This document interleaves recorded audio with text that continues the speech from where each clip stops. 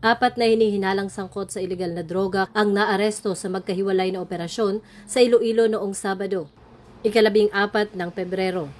Sa bypass operation sa barangay Likwan, Dingle, nadakip sina alias Edward at high-value individual, si alias Cor, isang barangay kagawad at alias J na itinuturing street-level individual. Na-recover sa kanila ang tinatayang 310 gramo ng hinihinalang shabu na nagkakahalaga ng 2.1 milyon. Sa hiwalay na operasyon sa barangay Bundulan, San Dionisio, inaresto rin si alias Red, isang incumbent punong barangay at itinuturing ding HPI. Nasamsam mula sa kanya ang humigit kumulang 222 gramo ng hinihinalang shabu na may halagang 1.5 milyon. Kaya umabot sa mahigit 3.6 milyon ang kabuang halaga ng nakumpiskang droga. Naharap na ngayon ang mga suspect sa kasong paglabag sa Republic Act 9165 o ang Comprehensive Dangerous Drugs Act of 2002. Ito ang bagong PNP para sa bagong Pilipinas, serbisyong mabilis, tapat at nararamdaman.